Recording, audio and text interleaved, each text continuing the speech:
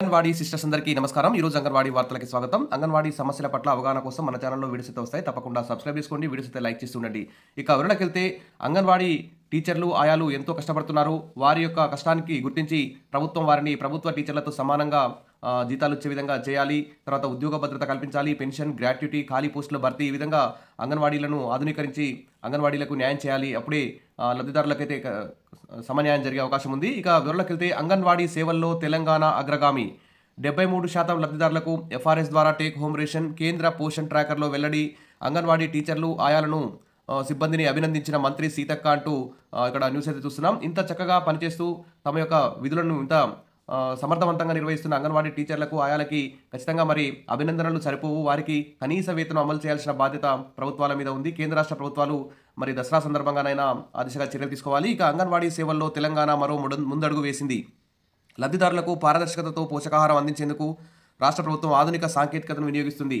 మరి ఆ యాప్ను ఉపయోగించడం ద్వారా, ఫేస్ రికగ్నిషన్ యాప్ని ఉపయోగించడం ద్వారా అంగన్వాడీ టీచర్లు చాలా ఇబ్బందులు ఎదుర్కొంటున్నారు. అయినా కానీ దాదాపు 73% ఎఫ్ఆర్ఎస్ ద్వారానే టేక్ హోమ్ రేషన్ ఇస్తున్నటువంటి తెలంగాణ అంగన్వాడీ సిబ్బంది, అదేవిధంగా ఏపీకి సంబంధించి కూడా పూర్తి స్థాయిలో సక్సెస్ అవుతున్నారు. ఆల్రెడీ అంగన్వాడీ సిబ్బంది మాకు ఎఫ్ఆర్ఎస్ వద్దని ధర్నాలు, సమ్మెలు కూడా చేస్తున్నారు.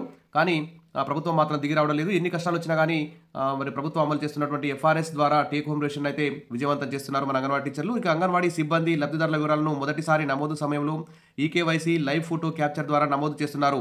ఆ తర్వాత ప్రతి నెల టేక్ హోమ్ రేషన్ పంపిణీలో ఫేస్ మ్యాచింగ్ ప్రక్రియను అనుసరించి సరైన లబ్ధిదారునికే సరుకులు అందజేస్తున్నారు.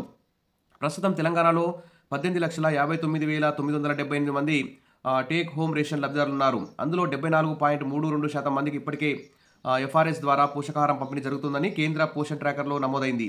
ఈ విధానంతో పాలు, గుడ్లు, బాలామృతం వంటి పోషకాహార సరుకులు ద్వారా దారి మళ్లింపులు లేకుండా నేరుగా లబ్ధిదారులకే చేరుతున్నాయని మంత్రి అయితే చెప్పారు. ఇక సీతక్క వరుస సమీక్షలతో ఎఫ్ఆర్ఎస్ నమోదు శాతం గణనీయంగా పెరుగుతోంది. దీన్ని ఇంకా విస్తరించి 90% లక్ష్యంగా ప్రభుత్వం చేసుకుంది.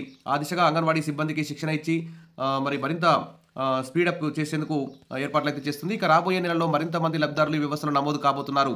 మరి అంగన్వాడీ సిబ్బందికి మంత్రి సీతక్క అభినందనలు. ఎఫ్ఆర్ఎస్ ద్వారా లబ్ధిదారులకే నేరుగా సరుకులు అందుతున్నాయని మంత్రి సీతక్క తెలిపారు. ఈ విజయానికి కారకులైన మహిళా శిశు సంక్షేమ శాఖ సిబ్బందిని, అంగన్వాడీలను అభినందించారు. ఇక్కడ అభినందించడం కాదు, అందరు ఖచ్చితంగా వారికి కనీస ఇంత కష్టపడుతున్నటువంటి అంగన్వాడీ టీచర్ల, ఆయాలకు కనీస వేతనం అమలు చేయాలి.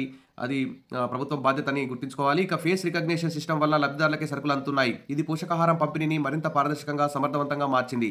తెలంగాణ ఈ విషయంలో దేశానికే ఆదర్శంగా నిలిచింది. మా లక్ష్యం 90% కంటే ఎక్కువ నమోదు సాధించడం. ప్రతి చిన్నారికి, ప్రతి తల్లికి సరైన సమయానికి సరైన పోషకాహారం చేరేలా ప్రభుత్వం చేపట్టిన చర్యలు సానుకూల ఫలితాలిస్తున్నాయి.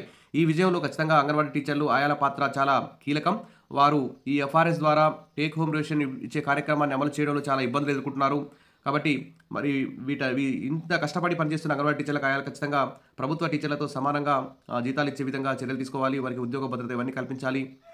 ప్రమోషన్లు, ఆయాలకు టీచర్లుగా, టీచర్లకు సూపర్వైజర్గా ప్రమోషన్ కూడా కల్పించాలి. ఖాళీ పోస్టులన్నీ భర్తీ చేసి అంగన్వాడీ కేంద్రాలను ఆధునీకరించి అంగన్వాడీలకు న్యాయం చేస్తారని చెప్పి అంగన్వాడీ టీచర్లు, ఆయాలందరూ కూడా ఎదురు చూస్తున్నారు. ప్రభుత్వం మరి త్వరలో ఆ దిశగా చర్యలు తీసుకోవాలని అందరూ కూడా డిమాండ్ అయితే వినిపిస్తుంది. Wish all the best. మరిన్ని అప్డేట్స్ కోసం మన ఛానల్ని సబ్స్క్రైబ్ చేసుకోండి. వీడియోస్ అయితే లైక్ చేస్తూ ఉండండి. Thank you.